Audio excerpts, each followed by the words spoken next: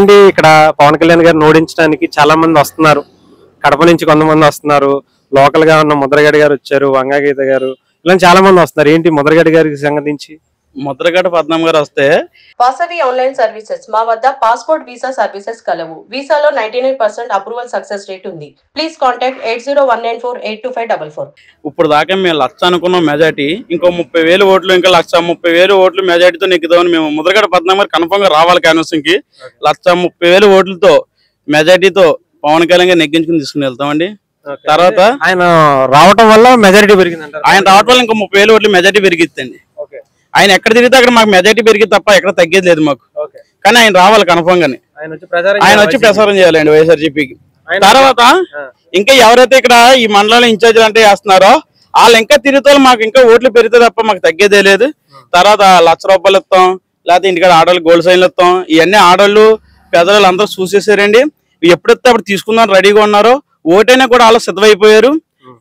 గాజు పైన గుద్దితే ఫ్యాన్ ఎక్కడ ఉండాలో కూడా వాళ్ళకి జనం కూడా బాగా తెలిసిందండి. ఒక్కసారి ముద్రగడ పద్మం గారు రావాలని మేము కూడా ఆశిస్తున్నాం. వంగాగీత గారు కూడా బాగా తిరుగుతున్నారు. నేను ఎప్పటి నుంచో ఉన్నాను, పవన్ కళ్యాణ్ నిన్న మొన్న వచ్చారంటున్నారు. వంగాగీత గారిని నెగ్గించింది కూడా ఇక్కడ కొత్తపల్లి మండలం కూడా పెదరాజ్యానికి ఎలా చేసిందో మేమే నెగ్గించారండి. పెదలే నెగ్గించారు పెదరాజ్యాన్ని. గీత గారు అసలు ఎవరో కూడా తెలదండి. పెదరాజ్యం చిరంజీవి గారు ఏదైతే ఇక్కడ తీసుకొచ్చి నిలబెట్టారో, ఇక్కడ ఎన్ని ఓట్లతో మెజార్టీతో నెగ్గించారో ఒకసారి ఆవిడ తెలుసుకుంటే బాగుంటుందండి. అంటే ఆవిడంటే మా గౌరవమే.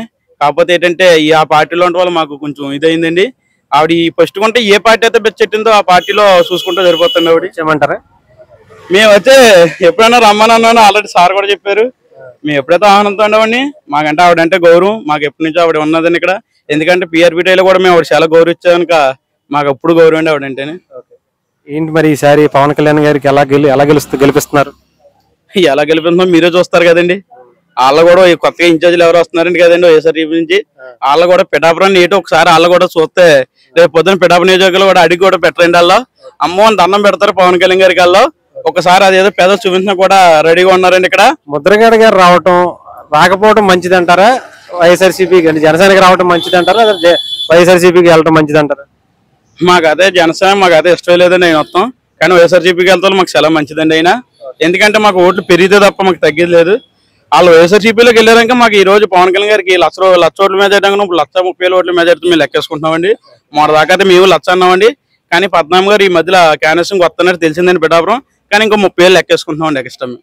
1,30,000 ఓట్ల మెజార్టీతో మేము నెగ్గుదాం అనుకుంటున్నామండి. మరి వంగాగీత గారు మంచోళ్ళు, ఆయన మంచితే మాకు ఆవిడంటే గౌరవం అంటున్నారు. మరి కొంత ఆ గౌరవం ఏమన్నా వెళ్ళే అవకాశం ఉందా? అది ఈ పార్టీలో ఉంటూ ఉండండి గౌరవం, లేకపోతే ఆవిడ ఇంటికాడ కూర్చున్నా కూడా గౌరవం ఉండండి ఆవిడకి. ఆ పార్టీలో ఉంటాం మాకు గౌరవం లేదండి. ఎందుకంటే ఇలా ఉండటం వల్ల గౌరవం తగ్గించుకుంటున్నారండి, చాలా తగ్గించుకున్నారండి. ఎందుకంటే పిఆర్పీటీలో ఎక్కడ ఎన్ని ఓట్ల మెజార్టీ దగ్గర ఆవిడకి తెలుసండి. ఎందుకంటే పెద్దలు ఎప్పుడు ఆవిడ రూపాయి ఎవరికి పంచిపెట్టలేదండి. కానీ ఇప్పుడు ఆవిడకి తెలుసండి జనం పెద్దలు డబ్బులు తెస్తే ఓటు వేస్తారని ఆవిడ అనుకుంటుంది. ఆవిడకి తెలుసండి రాజుకు.